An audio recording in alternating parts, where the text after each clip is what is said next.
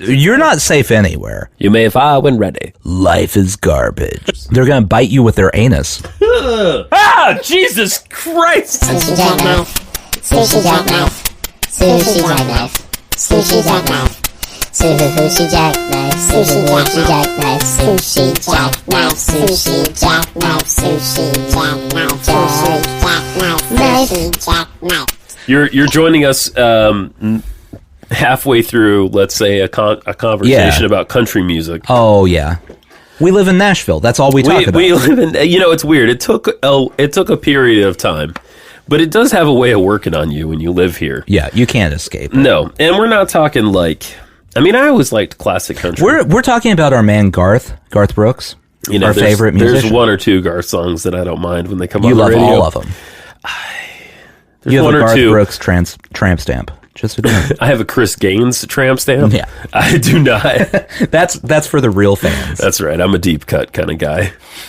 But no, you were talking about Orville Peck. Yeah, and whose music is very classic country. Very. And we were just kind of talking about how that genre in particular. I mean, I guess it's true of other genres, but it seems like it likes to rotate back around to a certain period of time. Yeah, it's but now it's alternative. Yeah, but see, we already had alternative country. But now this is alternative. Like Uncle Tupelo was alternative country. Right, but now that's alternative. Just regular alternative. Yeah. I could kind of see that, actually. None of it makes any sense. No, I mean, genres are stupid. Genres are stupid. Genres are stupid. Whoever decided all music must be labeled. Yeah. I know for, business practices, it makes sense. That's the main reason. Yeah. Because Billboard needed to figure shit out. But these are the same people that tried to say Elvis Costello was punk at the same time that the Sex Pistols were punk. The Sex Pistols were punk. No.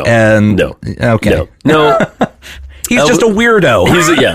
I mean, Elvis Costello is like punk and new wave came out at the same time. Mm-hmm. But Elvis Costello is clearly new wave. Yeah. He's like the template for new wave. Mm-hmm. There's keyboards in there. Yeah. Now, you told me about, I don't know if we talked about it on the show yet, but welcome to Sushi Jackknife, by the way. Oh, hey. I said that to make sure that's the podcast we were doing, yeah, but that's I'm pretty sure because we didn't discuss it, and if we don't say anything... Yeah, no, that's it. Generally what we're doing. You showed me the Screamers the other week, which is a punk band in the late 70s LA? Yeah. Is that right? LA scene, 78, 79? Yeah, they didn't last that long, right? Yeah, so... I know too much about the LA punk scene now. You've been reading a book. Yeah, well, I read the whole book. Oh, you finished the book? I read the book, written by John Doe from X, amongst like 80 other people. Great punk band, X. So 81, 82 is when LA went Black Flag, hardcore, skinhead, obnoxious punk. The kind of really like overly masculine, aggro. Well, it's in the book they kept referring someone, I can't remember who it was, so I feel bad because I want to give them the credit for this. Yeah, but kept referring to it as the time when the people that the original punks were trying to get away from, right, became punks. Right. And I guess that probably coincided with the DC scene and all that too. Yeah, it's because Henry Rollins came from the DC scene. He came from the DC scene, yeah. But yeah, the Screamers were in that weird era in the late 70s where LA was still completely underground, even though punk was popping up everywhere. Yeah, and there are other bands where that continued. Oh Jesus, my phone's going off. Speaking of punk rock, this is our rock band Judy texting to figure out when we're going to practice again. But yeah, no. So like the Screamers are a punk band through and through with a drummer, a vocalist, and 2 keyboard players. Mm-hmm. No guitars. Yeah, it's as punk as it can be. It's so punk, but no guitar. Yeah, just distorted. It's keyboards. Awesome. It's so good. It's like a Rhodes keyboard that's definitely distorting. Mm-hmm. Then there's I think the other guy's playing like a transistor organ and like a synthesizer. It's fucking cool, man. Yeah, it was the bands that kept popping up in that book were them, X, obviously X, and the Germs. Yeah, and the Germs were apparently super original as well, right? Yeah, and weird. Yeah, just weird. Well, I say super original, but also like the thing that they talked about first that they were most famous for was just stealing from Iggy Pop. Like musically or his stuff? So their first gig. First gig. The Germs' first gig. They didn't know how to play, really. Yeah. But they really liked Iggy Pop. Sure. And they loved Iggy Pop's peanut butter antics. Oh, for those who don't know. He puts peanut butter on his chest. Yeah, he smears peanut butter all over them nips. He probably still does it. I imagine there's a call for that. He's probably in his, mid-70s now? He's got to be. He's got that my skin is leather look going. Yeah. Well, that's from all the peanut butter. Yeah. So they just had people bring condiments. Oh, because you talked to me about this, but I didn't realize that was the connection. Yeah, they just sprayed condiments everywhere, rubbed them all over themselves, left a mess, to the point that they got kicked out. Oh, that's so of their first gig. I mean, I don't blame. I mean, I think that's awesome, but like, I wouldn't have wanted to be there because I would have got grossed out. Yeah, it was really funny because so the way the book's written. And you know this, but the listeners don't know. Pardon me, I'm going to make a cocktail while you tell the story. Please do. I will. We have a. I'm going to look. This is going to go online. I'm going to put a picture of our little cocktail setup. We're taking podcasting to another level. Nathan, there's a bucket of ice and 2 bottles of liquor, and here I go. Yeah. So I don't even remember where I was at now. You were talking about the Germs. Yeah, the Germs. So the way the book was written, it's credited to John Doe, but I swear to you, John Doe found the sweetest gig of all time because he wrote maybe a 10th of that book. Okay. And he gets the credit as the author of the book. Primary writer. Because he just compiled all these stories from other people from the LA punk scene. Almost more of an editor. Right. Kind of thing. It's almost like an oral history type of thing. Okay. Where people are just telling their respective stories of what happened. I like it. And so the story of the Germs' first show popped up multiple times. It popped up 2 or 3 times in the book. And the first time it popped up, someone told the story and they're like, it was awesome. And then the second time it was more of a, I don't know what the fuck that was. Why would... What the fuck did that happen? What was happening that they decided to, spray ketchup everywhere at their first gig? God. And then a third one was talking about the lead singer of the Germs. Yeah. Which was Darby... Oh, Gil and the Little People. No, sorry. Darby Clash, I Clash, think. Okay. And if you don't know, the Germs featuring Pat Smear, yeah, who has been in the Foo Fighters for the last fucking 20 years probably. Mm-hmm. Darby Crash, okay, was the lead singer. The third time that was referenced, it was a female going, "I did not go near them." Because he was terrifying. I can understand that. I can understand that. The cocktail we're having, by the way, is the French Connection. Never had it before. It's brandy and amaretto and ice. Mm-hmm. That's it. Very difficult to make. Yes. Was it a 1-to-1 ratio? It is. Okay. It is. It's an ounce and a half of each. Okay. And ice. And you stir it. You don't even garnish it. In the recipe I found, there's no need to garnish it. So pause the podcast right now and run to your local liquor store. Yes.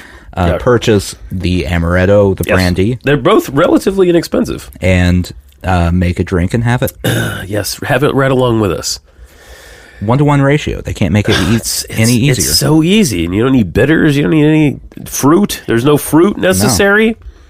It's a great cocktail. But yeah, the Germs, the punk scene. Some of my favorite punk bands that came a little later, but kept that weird thing, like the Minutemen.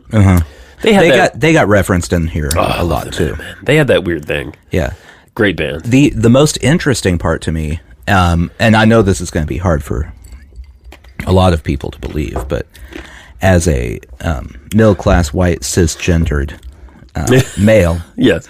I haven't heard a lot about the Hispanic punk scene from the late 70s. Oh, cool. That was really interesting. I bet.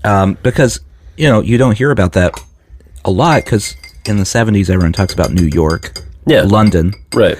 Well, obviously in LA, there's a larger Hispanic population. Sure. And they also had their respective punk bands. That's cool. It was good.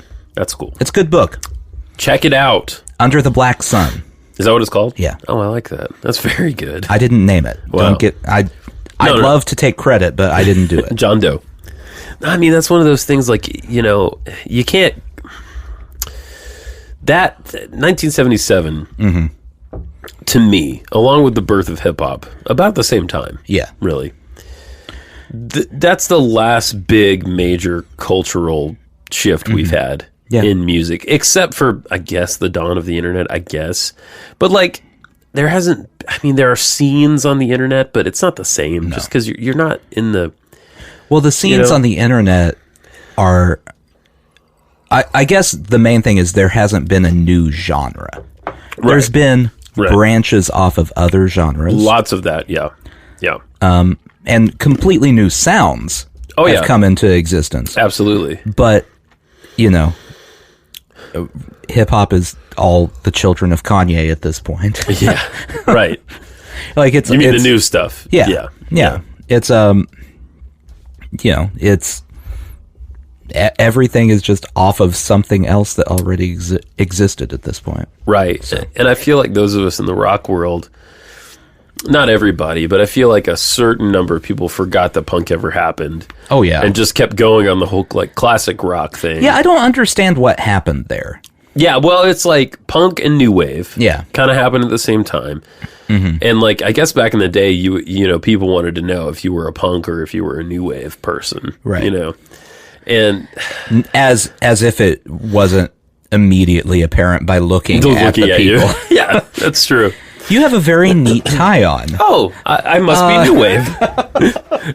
Yeah. So, but what are we getting at here? I mean, someone needs to invent a new genre of music.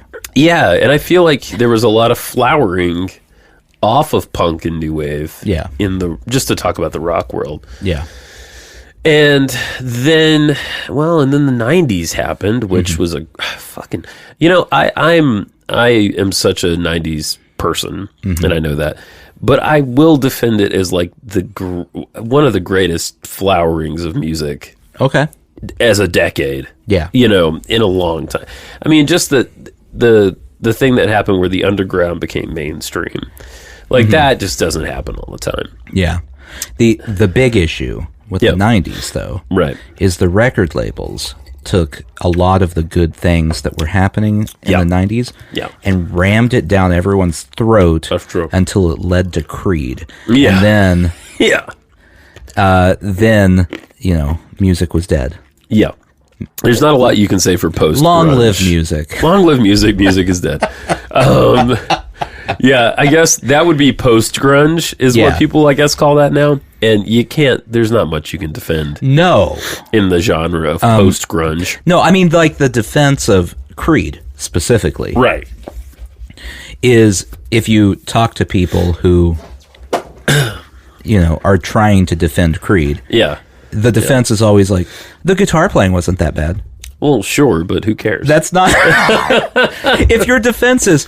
Well, if you take one singular aspect out of this music, right, ignore the rest of it. Yeah. It wasn't bad. No. Everyone was competent. They knew what a guitar was. They tuned it. Is it Mark Tremonti? Why do I know that? It's because I used to read guitar magazines. I'm pretty sure that. Well, and he had like 80 custom guitars. He did. That's true. Yeah, you would see him in catalogs. He had the Paul Reed Smith, I think. I'm sure you can go to Guitar Center right now and get you a Mark Tremonti. Have some sad guy try to sell you on a. I didn't tell you about my Guitar Center experience. I bought something. What did you buy? I bought an acoustic bass.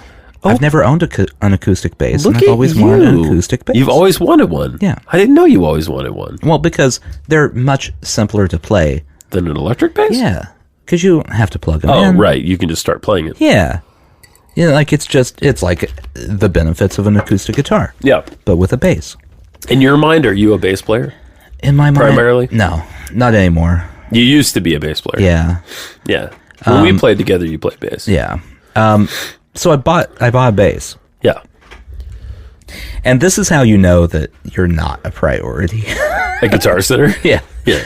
So I walk into the acoustic enclave Yes. in Guitar Center. For those who never go to Guitar Center, there's the room where everyone plays terrible electric guitar riffs. Yeah. At full volume. Yeah. And then there's a quiet acoustic room. Yes. With glass doors. Humidity controlled, where people then play terrible acoustic guitar. That's correct. Yep. This is what happens. And so I'm not planning on spending a lot at all. You know, I had my eye Couple on $100. less than $100 and something dollars. Yeah, like they had a bass on sale. Okay. Yeah. An Ibanez acoustic bass on sale. There you go. Yeah. Nothing wrong with an Ibanez. Mark Tremonti probably played one. Right. He loved them. And I don't know if you heard. Yeah. He was one of the better parts of Creed. He was. So I walk back there, and the guy who's working there is talking to someone, and some guy and his daughter. Yeah. I'm assuming his daughter. I hope his daughter. Otherwise, he has like a child bride. Ugh, and boy. and is saying, okay, well, I'll set it aside, and you guys have already paid, so you can just come pick it up. Do you want the case with it as well? Yeah. Okay. Well, I got you a couple $100 off, so it's going to be $1,850. Like, oh, they spent almost $2,000 on a guitar right now. Oh boy! Holy shit! Okay. Well, I want my $150 guitar over. Please, yes. So I go and I'm looking at that, and he immediately jumps to a guy in the back room. Yeah. Who's holding what has to be a $1,200 Martin. Sure. Yeah. Even though I've been there holding the same guitar. Right. Right. For a solid 15 minutes. At one point, I stopped playing. I was just standing there holding it by the neck. I can see you doing looking at him. Yeah. I can see you. Completely ignoring it. And, that guy is in there going, no, I mean, this is similar to the one I play. I play more of it. I like the Gibsons more, and trying to throw around his guitar knowledge. Sure. Yeah.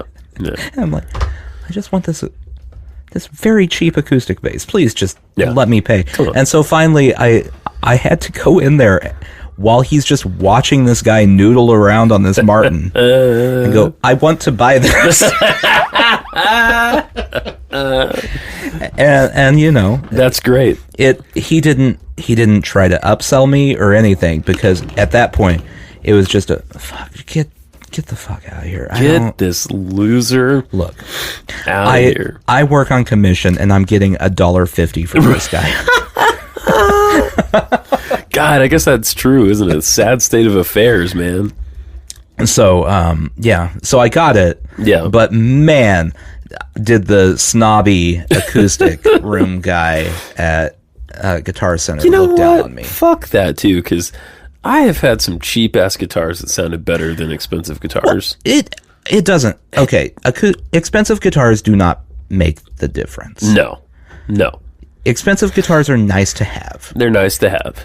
Yeah. I was telling my wife this while we were. Oh, sorry. Do you need a cocktail? Home. Oh, I would love a cocktail. Okay, all right. I'll get that. I was. French connection? Yeah, no, I'll have another French connection. I'll have another French connection. Another round? Yeah. Okay, all right. I was telling my wife this on the way home from that Guitar Center visit. Owning like a $2,500 Gibson guitar, unless you are fucking Eric Clapton. Right, if you're James Taylor. Yeah. If you're going around playing the same shitty songs for the last 50 years and you need 1 ounce of joy in your life, pay for that guitar. You have the money. If you're me, no, you don't need a $2,500 Gibson guitar. It's the equivalent of having a Rolex, but in guitar world. Right. Like, I can go buy a Timex, it keeps time. Yeah, exactly. It keeps time perfectly well. Exactly as well as a Rolex, but it's not fancy. Right. I can't pass on a Timex as a family heirloom as easy. I mean, you can, but no one, your kid's going to go, what is this? Why do I have a Timex? Did they sell these at Target, right? Okay, no thank you. Yeah, so that's the only reason you want to buy a Gibson is to look fancy. Thank you, sir. Oh, you're welcome. Cheers. Cheers. To look fancy, or to pass it on as a family heirloom. Right, yeah, exactly. Yeah, well, yeah. Guitars, yeah, I mean... They sound better. But they sound better. Yeah, I mean... It's incrementally...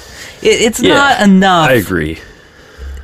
The difference between a $500 guitar and a $2,500 guitar is not $2,000 worth of sound. Yes, I would agree with that. I agree with that. It's a couple $100 worth of sound. Right. Yeah. But at a certain point, you're paying for the name. You're paying, all this bullshit that companies come up with about woods. I mean, wood matters, but, like, not all the woods matter. Wood matters, but if you are either one of us, you don't need a nice guitar.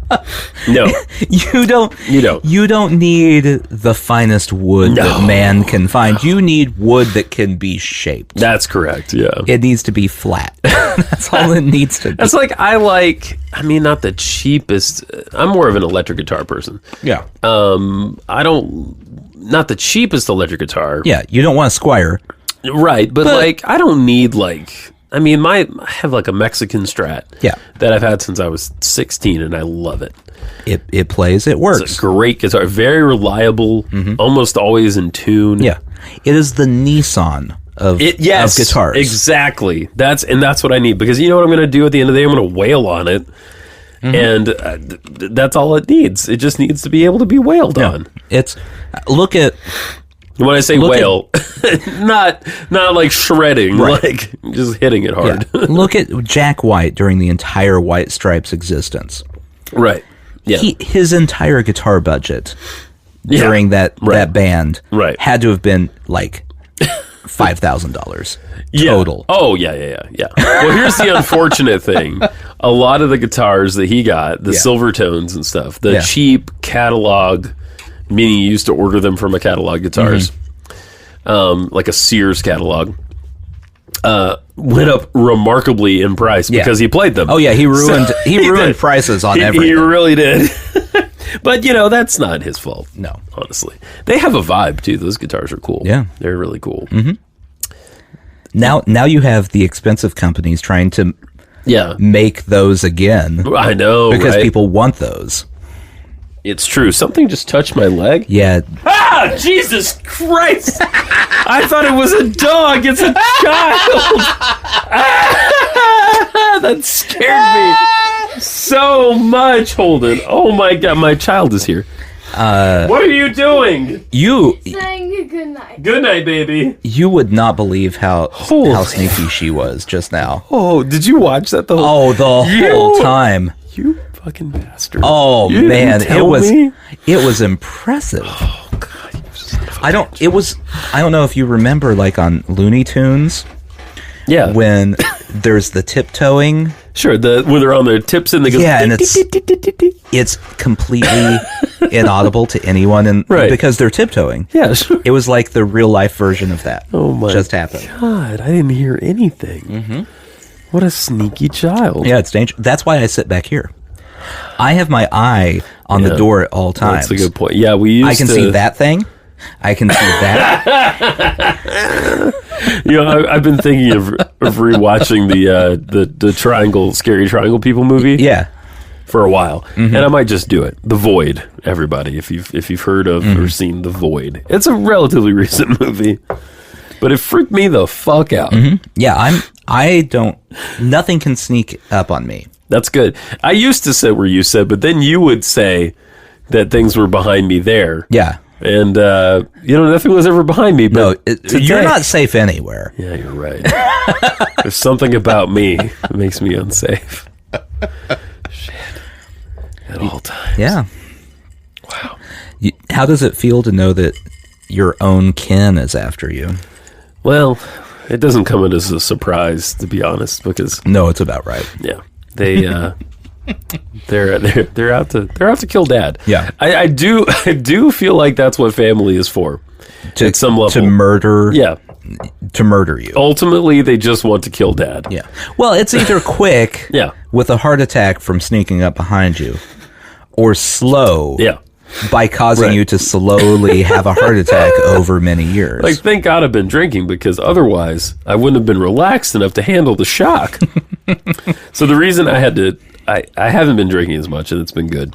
But I had to have something this week because I've been watching these Gothic, old, like, 50s, 60s Gothic horror films. But they're not really scary, Right. But they're, like I watched The Hound of the Baskervilles. Okay. The Hammer Studios version, which has Peter Cushing, Christopher Lee, people you may not know. I don't know any of these names. Very good actors. Christopher Lee sounds like a very generic name. But not for a generic guy. You might know him. He was the evil wizard in the Lord of the Rings movies. Oh. He's real tall. Yeah, I know but who he is. he was a classic actor. Can I say something real quick? Sure. This is a confessional Okay. moment here. Yeah, you don't like I know those this is a safe place. It is, mostly. Lord of the Rings sucks.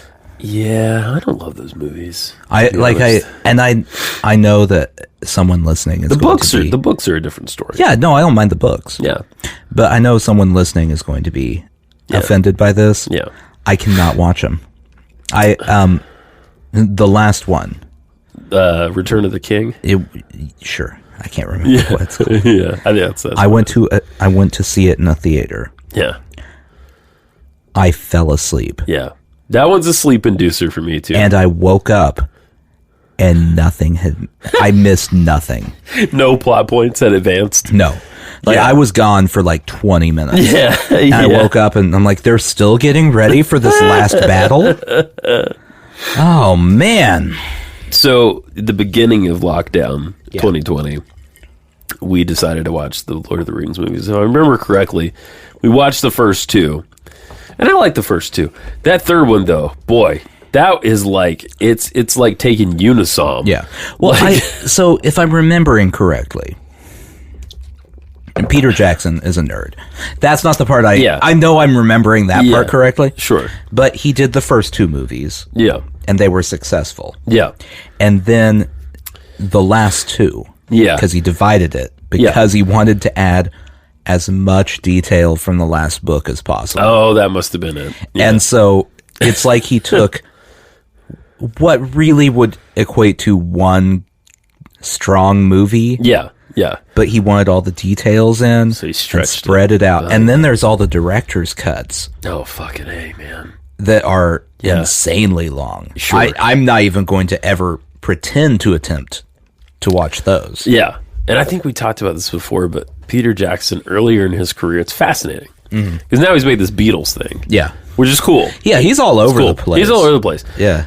But, so he's most known for Lord of the Rings and this Beatles thing now. But back in the day, he made this movie called Dead Alive, which is one of the most bloody and disgusting horror movies I've ever seen. It's fantastic. It's really good. And he's from New Zealand, so it's like set in like New Zealand, Australia kind of thing.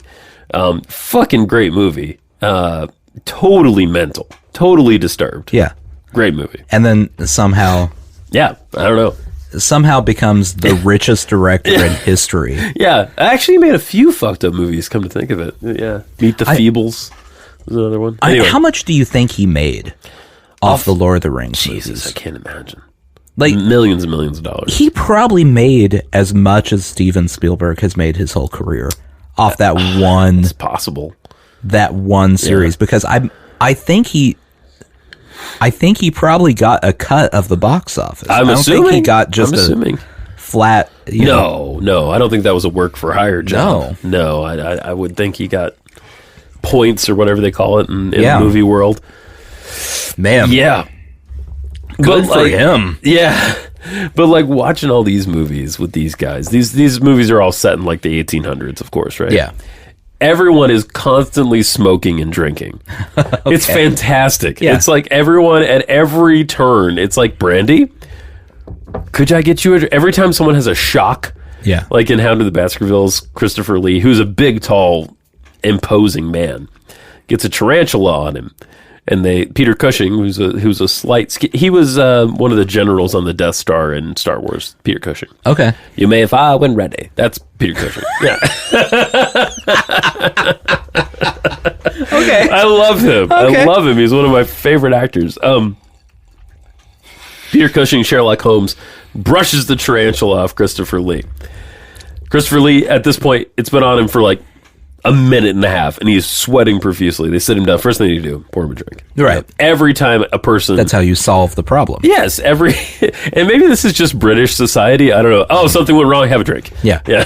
Something went right. Celebrate with have a drink. Yeah. So I just needed to have something because I've almost got the pipe out a few times to have a little... It's tobacco. I don't remember what we were watching the other night, but... It just always blows my mind on Netflix when you're watching something and it gives you the TV rating. Oh, yeah. And the reasons. Yes. And it'll be like TVMA, nudity. Sure.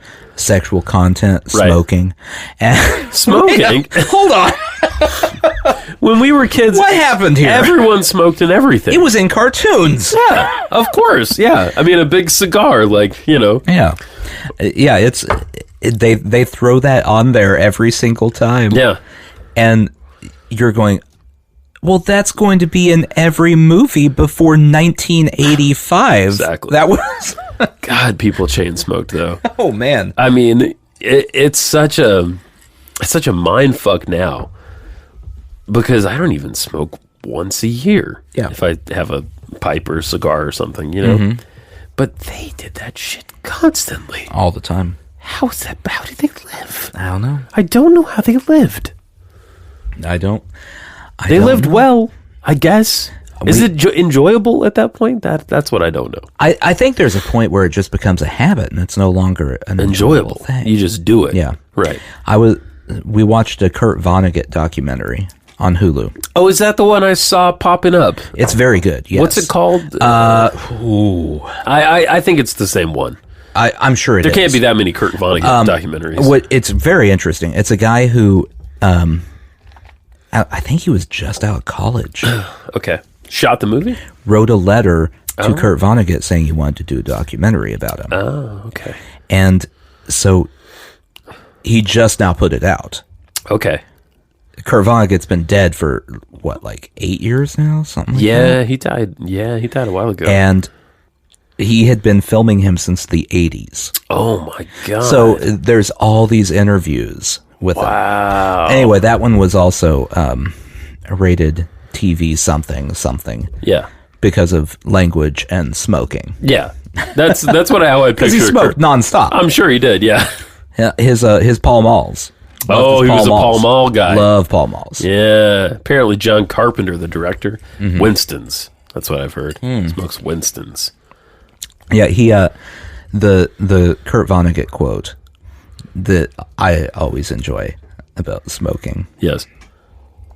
Was he was giving a speech at some college and his opening line it may not have been the very opening, but like the very beginning of the speech. Sure. Yeah. I'm sure a lot of you have heard my class action. I've heard of my class action lawsuit against the Pall Mall Cigarette Company. I was assured that these things would kill me, and here I am. That's great. That's great. I mean, you do feel, I don't know if you ever felt this way, maybe in college, you felt like smoking was going to make you smarter, more creative, something like that. So, I don't know. There's always like the two different airs to it. Yes. There were the intellectual smokings. Right. Right. Like I'm smoking as I drink this coffee and read a book of poetry. Sure. And then there's the edgy smoking. Yes. Which is, I'm smoking because life is garbage. I have a bottle of whiskey in my pocket. I'm going to chug that in a second. Because, yet again, yeah, life is garbage. And so those were always the two reasons. Those are the two speeds when you're in college. Yeah. Mm-hmm. Yeah. And then you get to be our age, and it's like, oh, well, it's kind of just like a bad idea. It just kind of hurts. Like it's not like a great idea. No. And I don't know what Peter Cushing died of, but I'm almost sure it was lung cancer. I mean, I'm sure it didn't. It didn't help. It didn't help because whatever he had. I feel like let me find out because I just need to know. Peter Cushing, one of the best. He lived a long time, 1913 to 94. Well, yeah, he lived a long time. Okay, that's a good amount. He was of time. 81. Yeah, he was 81. You know what? If he died of lung cancer at 81, not bad, right? That's actually good on him. I know, because he's not going to make it much further than that anyway. And he got to do what he wanted to do the whole time. I keep thinking I'm going to take it up when I'm older. I mean, I know that's a bad idea, but like... Well, no, I've told you this. Like, if we... Okay, so, Don't Look Up. Have you seen Don't Look Up? I have not. Jen has seen it. Okay, but you know the general plot. I know the idea. There's an asteroid that everyone knows is going to destroy the Earth that's coming towards the Earth. Right. I've always thought, like... in the scenario where we know that the Earth is about to be destroyed by an asteroid. Right. Yeah. Just why not? Oh, everything. Yeah. Oh, all of it. I mean, there was no reason not to. No, yeah. Yeah, come on. What are we doing? What are we doing at that point? Yeah. I mean, I don't want this to happen, but the whole like Omega Man, Last Man on Earth, I Am Legend, these are all the same thing. Yeah. Scenario. It's you and a bunch of fucking zombie vampires. Yeah. So you might as well just do it all. I will tell you that if I end up in a Last Man on Earth situation, yeah, I'm chain smoking. Oh, of course. I'm bored. You're bored for one, and then there's the stress. The stress. I'm going to go ahead and assume Netflix isn't still up and running, and we got rid of all of our DVDs. What am I going to do? Yeah. Oh, wow. Oh, man. In an interview included on the DVD release of The Hound of the Baskervilles, 1959, which I wrote, Christopher Lee said of his friend's death, "I don't want to sound gloomy, but at some point of your lives, every one of you will notice that you have in your life one person, one friend whom you love and care for very much. That person is so close to you that you are able to share some things only with him. For example, you can call that friend, and from the very first maniacal laugh or some other joke, you will know who is at the other end of that line. We used to do that with him so often. And then when that person is gone, there will be nothing like that in your life ever again." Oh. Wow. That's heavy. That is very heavy. I have a couple friends I feel like that about. I can't find out how he died, though. I'm having a tough... Of heartbreak. Well, that was Christopher Lee about... Oh, well, okay, yeah. So Christopher Lee died of heartbreak. I mean, I don't... That's very depressing. I don't think so. I can't find out how he died. Hang on, I'm just going to do the little... How did... You didn't try Google first? I did. I mean, I just got on the Wikipedia page. I don't know if you knew this, but Google... Okay, here we go. Has pretty much all the information. Prostate cancer. Yeah. Yeah, it sucks. Prostate cancer. So even his chain smoking didn't take him out, probably. I mean, I don't know. How do you get prostate cancer? Maybe I feel like smoking. We should both be concerned about this. Yeah, he was smoking out his butt. Oh, that's wow. Yeah. Oh, so as long as you don't do that, Right. just lung cancer. You're going to get lung. It just depends on where you smoke which out of. orifice you smoke out of. So I can get if I get testicular cancer, I'm Yeah. smoking out of my balls. Yeah. Okay. It is your urethra has a cigarette tucked inside of Can it. you just picture it? You just I'm picture trying not to. a little dick with a cigarette, a little bitty dick cigarette.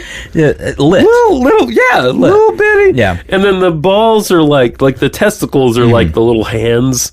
Okay. The skin of the scrotum is So- forming little hands. So you're in this scenario. yeah.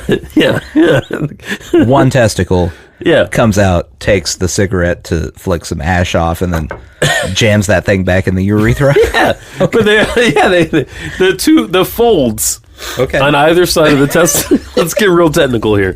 The folds on either side of the testicle are like if you were in a Snuggie, what your hands would be like. Okay. Okay. So there aren't hands there, but there's like extensions that are clothed in scrotum skin. Yeah. Yeah, that hold the cigarette. Then you smoke it out of your dick hole. I think is what we're saying. Do you need another cocktail? No. Okay, No, all I'm right. very good. All right. I think clothed in scrotum skin is the debut album from Anal Teeth. That's great. Anal Teeth was something you put on. Yeah, Instagram? I have to find the actual headline. Nathan's Instagramming now.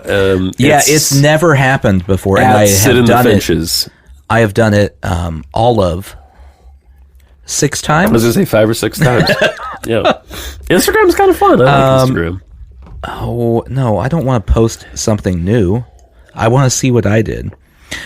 This was a headline that popped Teeth. up from Science Friday, whatever Science Friday. Oh, is. that's an NPR thing.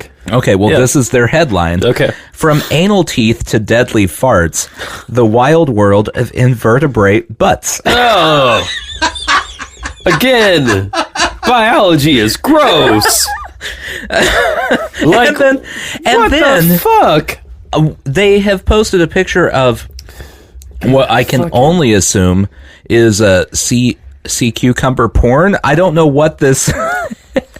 Oh, is that the part that you fuck in a sea cucumber? Or is that the fucking part? Well, it definitely is...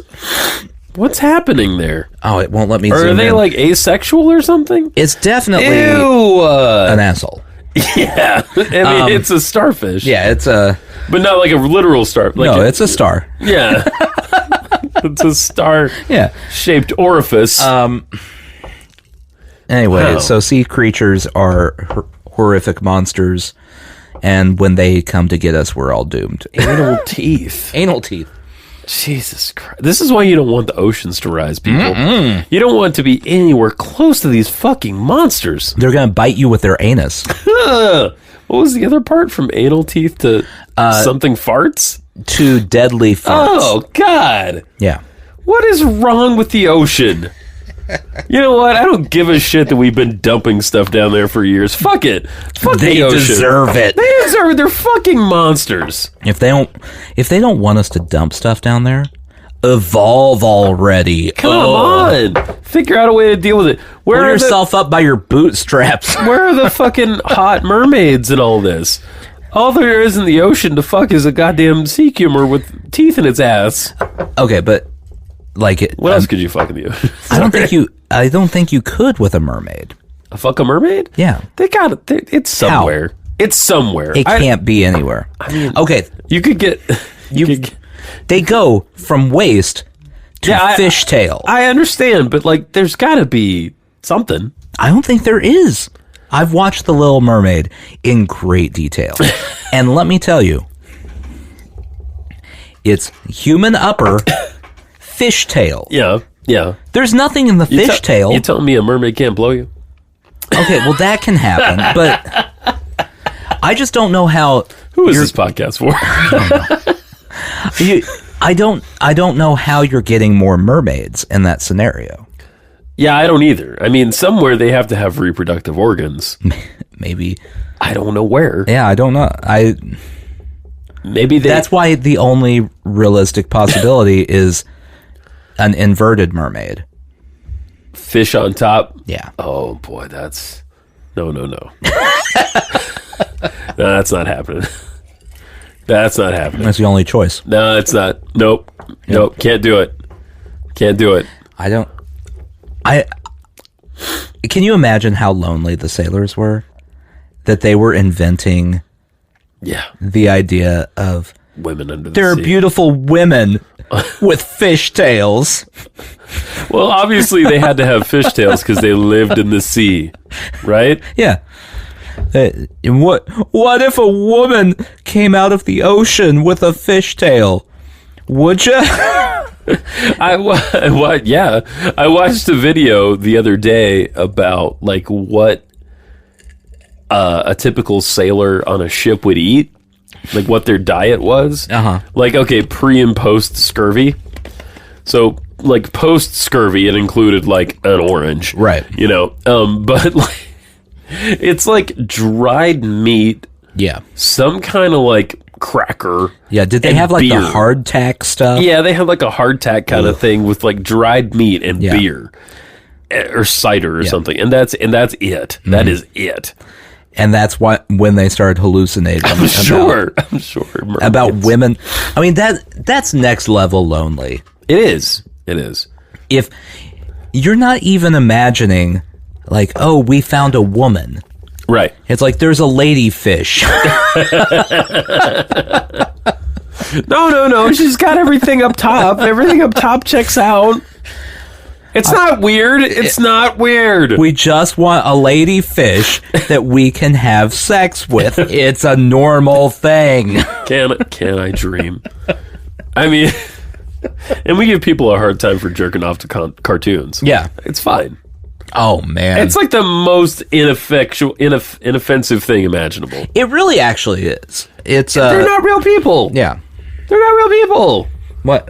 Regular porn is real people. What weird thing are they doing? It doesn't matter. They don't exist. They don't exist. They're characters. No one did anything. Those people got paid to draw that. There was to voice them. There was a dude that drew the cartoon characters. It was some other dude, most likely.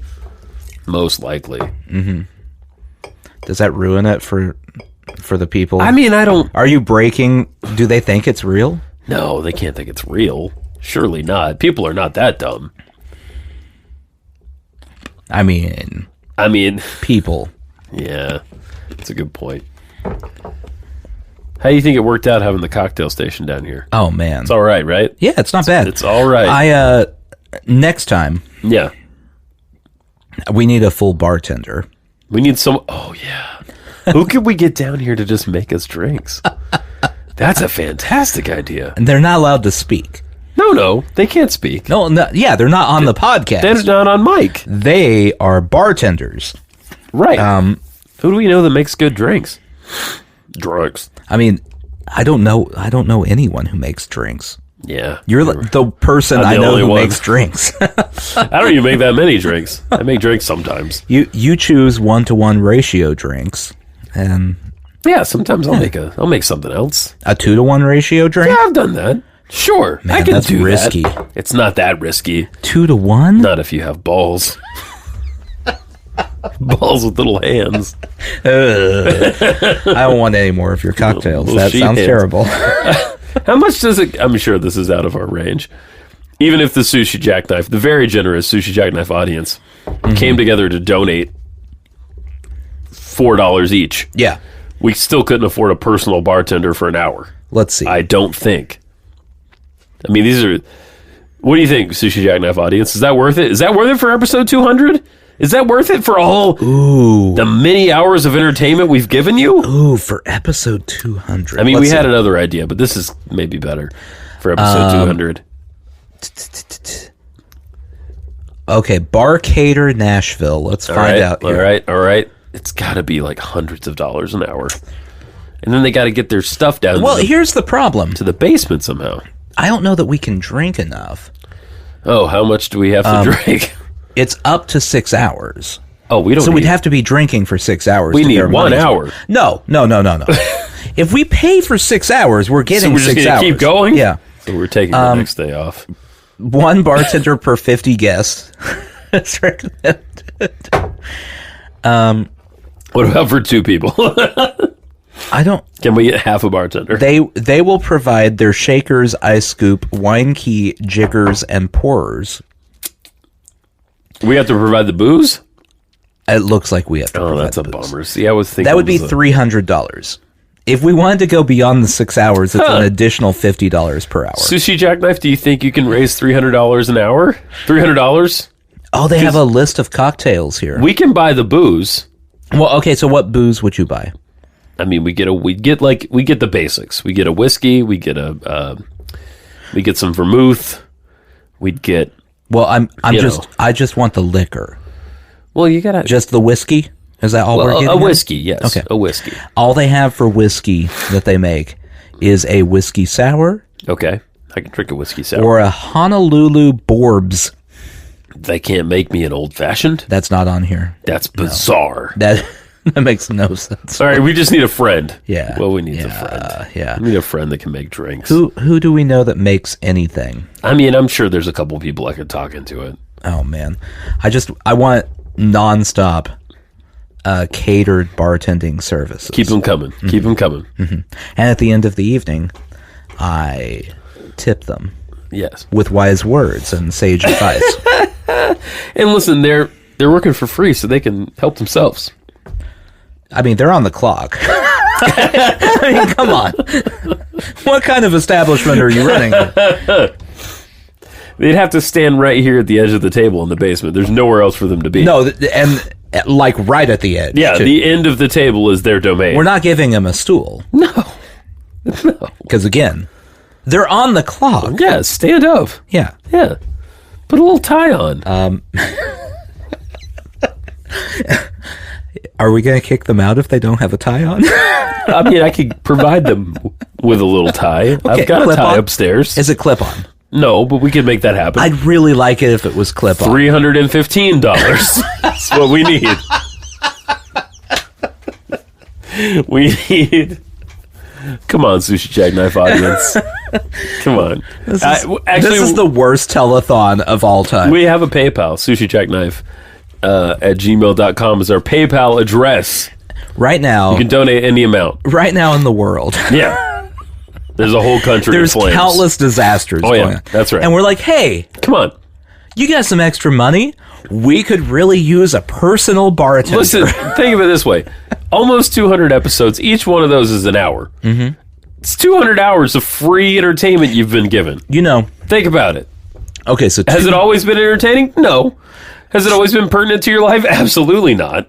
Have you listened? Yes, you have. I think I may just have solved the Ukrainian situation. Wait, what did you do? Personal bartender? No. Oh. All right, so Putin's an insane lunatic. Right. That's I mean, I'm sorry if that offends anyone listening, but let me go out on a limb here and say Putin's an insane lunatic. Hot take. Yeah. If someone could get him into our podcast. Wait. Okay. Hear me out. That's like 8 full days that he would be distracted. Oh, yeah. By the nonsense we've been spewing nonstop. By listening to the show. Right. Oh, I like it. See, we 8 full days. And the military would be like, what should we be doing? And he would go, Niet! I'm listening to... And keep listening. And they would just go, I guess we're not bombing anymore. Right. I solved it. If Vladimir Putin enjoys this podcast enough, I think he can spare $300. That's true. Just send us at PayPal, sushijackknife@gmail.com. Booty, where you at? He doesn't have any money left. Come on, bro. He's got some money. Nah, Joe Biden took it away. Yeah. And gas is $4 a gallon. Which is fine. It's offsetting it's his money. It's worth it to, I'll be honest. I've listened to a lot of people whine about gas lately. Yeah. And for some reason, I cannot even be remotely sympathetic. Oh, no, because, I didn't realize we took that much Russian oil and gas in, to be honest. It's not that much, though. I didn't think it just went up because opportunist OPEC. That makes sense, yeah. But like it's mostly because the people I know who have whined about gas. Yeah. It's not like, I'm friends with a single mother and she's going, I can't really afford gas. Right. It's like, oh, I have a pickup and I want to drive my pickup and it's more expensive now. I'm not real sympathetic. No, I'm sorry. No, me neither. I've tried to care about your argument and, it lasted 5 seconds and I moved on. I can't do it. I can't care. Even regardless of whether it's for a good reason or not, it went up. Yeah.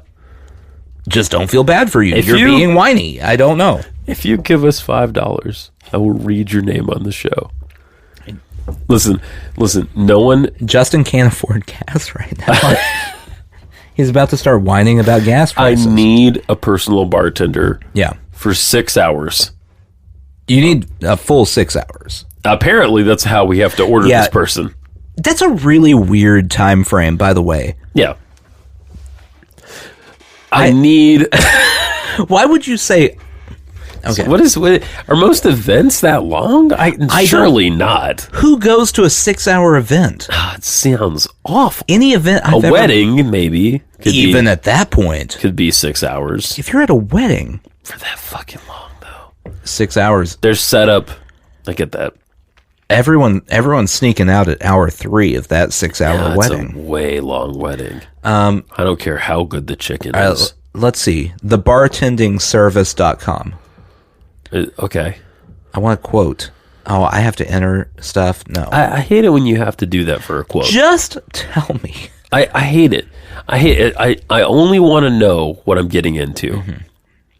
Mm-hmm. Okay. How much does it cost to hire a bartender for a private party? This is from National Bartending School. I like it. A basic party rate can range from $15 to $50 per hour. That's totally reasonable. Some bartenders may charge as high as $300 for a few hours. Wow. Excuse me. Previous quote we just got. Yeah. The National Bartending School says you're at the top of the range. Sounds like. And others less than $15 an hour.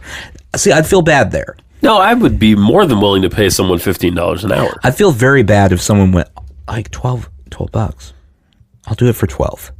Wow. I would feel for 1 hour? Bad. No, you are taking 15. Yeah. And that's my final offer. Sushi jackknife minimum wage is 15. We have a $15 minimum wage. We do. Here. That's right. We do. We're good like that. If we were especially if our listeners chip in. If we were to do it during a holiday, it would be 50% more. You guys know I'm joking, right? Like, I don't really care. But you would. I mean, it would be cool. but there is no need whatsoever to ever give us money. What we do for free. We do it for ourselves. We do it for you. You have to book them for 4-hour increments, according to this. Damn. Wait, that's if it's a holiday? No, just in general. In general? I just want 1 hour of bartender. Well, we could do a warm up. See, that's the thing. It could be an extra long show. No, I don't want an extra long show. Okay, I don't blame you.